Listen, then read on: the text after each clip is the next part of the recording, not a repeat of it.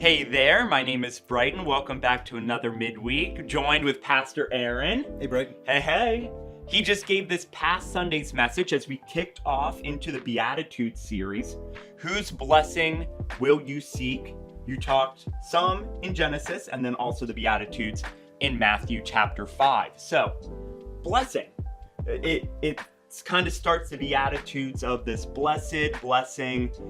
And some translations, like you said, it may be related to happiness or translated as happiness, but it's not necessarily the happiness that like the world tries to describe, right? Yeah, it's not simply pleasure, Mm-hmm. right? It's happiness that's not simply like I wake up in the morning, I'm in a good mood. I'm like, oh, but I'm in a bad mood in the afternoon. It's not a mood. Yeah. Right? It's not something that can switch particularly easily. Yeah. It's one's deeper character and orientation towards God or towards joy. Mm-hmm. Right? So blessing or to be happy is a broader, deeper kind of sense, which we sometimes communicate as joy, but sometimes joy doesn't quite get it either because that can be kind of removed from the everyday. There is a part that like happiness is also part of our everyday. Mm-hmm. It's deeper, it's in our character, but it's also part of our everyday experience. Yeah. And so whose blessing will you seek? If you kind of leaned into two different stories, one biblical, one more modern, of a blessing of a father. So we have our patriarchal father in Genesis, Isaac, and then his two sons, Esau and Jacob. And then we also had a WWE story about a son going after his father's blessing for the first time. Yeah. So the idea of asking whose blessing we will seek is to say we're all oriented in some vision that will make us happy, that will bring to us meaning, fulfillment, purpose, and all that being wrapped into how our response to it is, the experience of being happy. My life has meaning and purpose, and we'll follow somebody's vision. We'll follow or go after somebody's blessing. Now, it's a good thing that we're after the blessing and seek the blessing of people who are close to us. So seeking the blessing of your parents or seeking the blessing of a boss or a mentor or somebody that's invested in you, that's actually a good thing because typically those are ones who mean good for you, right? The parent, a good mentor, a good boss, they want good for you. And so it's a blessing or it's a mercy, it's a grace of God to say, we seek after the blessing of people who are ahead of us in life and who have good for us because that will likely set our lives in good trajectory, right? We don't seek after the blessing if we're a healthy person. We don't seek after the blessing of somebody who means us harm, although sometimes we do that, right? And that's where it can get really skewed. So in the story that we shared from the McMahon family, Vince McMahon and Shane, there's brokenness that's always bound up in all of our families, but in their family in particular, how it related to this one is that Shane is after the blessing of his father, but there was ways that it had been withheld. Right? One who was meant to be giving blessing, meant to be setting the direction that would provide meaning and purpose for the son. That blessing had been withheld, and so the great lengths to which Shane was willing to go to obtain that blessing.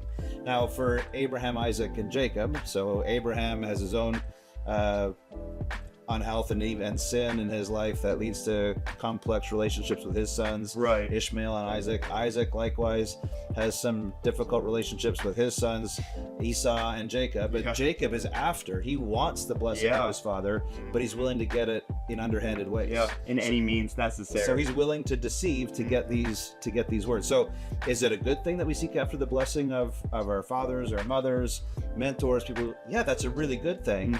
And yet all of those relationships can be skewed, and some in greater ways and some in smaller ways that can say like we need a blessing beyond those human blessings. There's something that we are after that even the blessing of very good people who love us just won't fully satisfy. And you share that then Jacob wrestles with God, and that's how he gets the name Israel, is that he is constantly going after more blessing. And I just find that really interesting. What does that say about his character? Like, should we like also constantly be going after blessing? What do we do with that? So in the context of the story, it shows that Jacob's scheming does not get what he really wants. So he schemes, he gets the birthright first. Right. And then he gets the blessing of Jacob. Yes. Sorry. Of Isaac. Jacob gets the blessing of Isaac. And he's willing to cheat his way to get it. But it doesn't satisfy him. It wasn't enough, or it wasn't what he was after. And so his life is spent in this constant pursuit. And now you can think of it I call it the midnight wrestling match, right? Whether it's literal or whether it's figurative, it doesn't matter. We know that Jacob is deeply wounded in it because his hip is wrenched from its socket. We can get a sense that this is how his mind is just processing things. And maybe you have somebody who's spent their life going after something, and then when everything else in the home, everything else in their day is quiet, and they go to put their head to the pillow at night, how their mind maybe perks up and keeps on going. Well, that's Jacob's experience. He got what he was after, and it wasn't enough, and he's still tormented, such that he has to engage in this wrestling match. And he finds it's with God. It's God he's always been after. And in this beautiful description, God does not overpower him, right? It's like me wrestling with my boys. I let my strength go down to the level that they're at, so we can have a genuine wrestling match. Like, God descends, God acquiesces to be in this wrestling match with Jacob, but then shows he could control it at any moment. So he touches his hip socket and wrenches it, and shows this is a unique one that he's in a battle with. Jacob says, I won't let you go unless you bless me. So he knows that his life is going to be spent in this pursuit. And God says, all right, he blesses you. I'll change your identity, right? What's your name? He says, I'm a cheater, I'm a swindler, I'm a schemer. And God says, you'll be a wrestler, right? You will spend your life in constant wrestling, contention with me. There's a phrase that says, when we wrestle with God, we don't hope to win, we hope to lose. But we have to wrestle. We have to wrestle with God. Any God that we can wrestle to the ground isn't the true God. Now here's the great irony. Israel wrestles with God, contesting with God over and over and over again, until in a sense it's like God says, I will give you everything that you want. And he gives them his son. And they do wrestle him to the ground. And we do. We participate in the crucifixion of Christ. So even that wrestling, God shows like, I am so committed to being with you, I will let myself be pinned. I will let myself be defeated. But thanks be to God, it's a glorious defeat that actually overcomes, right? In the gift of the Son, all our longing is met, but we don't fully realize it until we've pinned him, until we've wrestled God right to the ground. Yeah, that's so good. And it really segues really nicely then into Matthew chapter 5, where now Jesus is talking about giving these phrases on the Sermon on the Mount of these blessings, essentially. And you're really focused on the first one here this past Sunday on blessed is the poor in spirit, for the kingdom of heaven is theirs. And what can you kind of give us a little breakdown on what does that poor in spirit mean? Like to be in spirit, but poor in spirit. So again, I go back to the story of Jacob. Like Jacob has nothing left. So the text says he's all alone. He's sent all his family, his wives, his possessions ahead of himself. He's all alone. He spent his life in pursuit of a blessing, and it's just not there. It's not the one he was ultimately after. To be poor in spirit, it's to be one that's just, I've tried so many different avenues of life, and none of them have been what I wanted. Now, sometimes people spend all their life in one avenue, and it's just a total crushing defeat when they realize it's not what I wanted. And some spend their life going from thing to thing to thing to thing to thing to thing, and they're like, they're just worn out because there's nothing that's there. To be poor in spirit is to be like, I have tried everything. I've nothing left to give. Not even the hurts or the harms or the wounds that I've suffered, those don't even motivate me anymore. And sometimes we can spend our lives motivated by our hurts and harms. It's like, to be poor in spirit is like, I'm not motivated by those things. I'm not motivated by my pseudo loves or by going after things that are good but not the best. I'm not motivated by those anymore. I'm just completely out. I'm completely spent. There's nothing that I have that will give me meaning and purpose.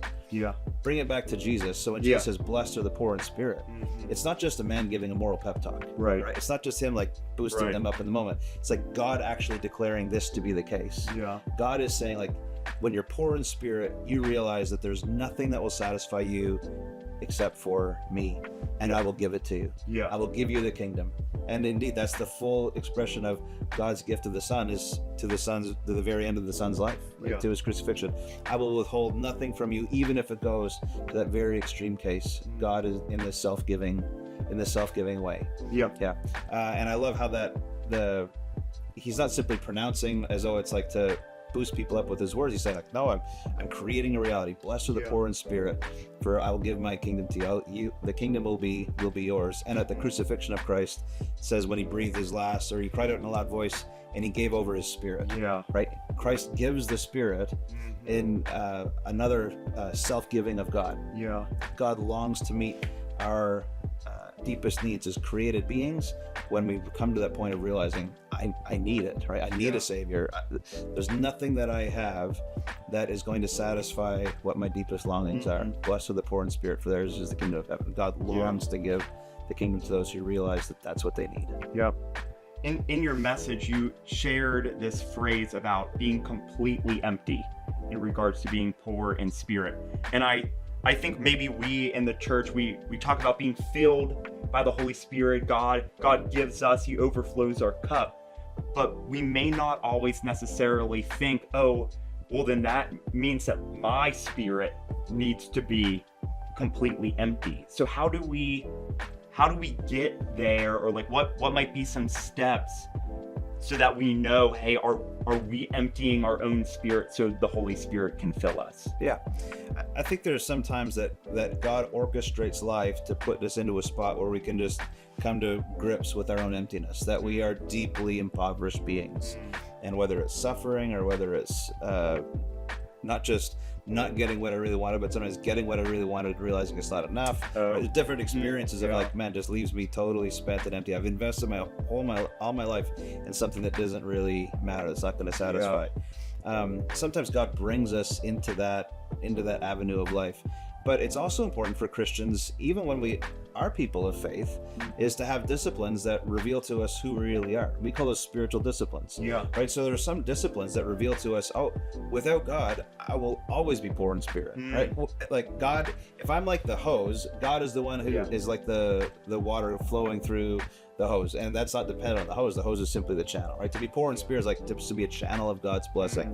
So we practice things like fasting, or we practice things like solitude. We practice things like service that just reveal to us, man, whenever I'm really trying hard to serve, I realize I don't like to serve, or I run out of energy, or there's some things I'm willing to serve in, but not others. Some people I'm willing to serve, but not others.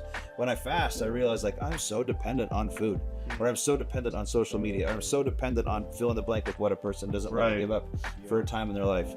When we practice solitude, I'm so dependent on being around other people. Those are ways that reveal to us that we are poor in spirit, but that also are ways that shape us to be poor in spirit. Precisely so that we can be like, I'm not depending on food, I'm not depending on other people, I'm not depending on technology or whatever else is. I'm depending on God to be the one who is consistently filling me. So the spiritual disciplines do both of those things. One, they reveal to us our poverty, but number two, they also provide the means that God so often uses to fill us as we're focused on him. So that's a really key distinction between just doing hard things and doing things as spiritual disciplines.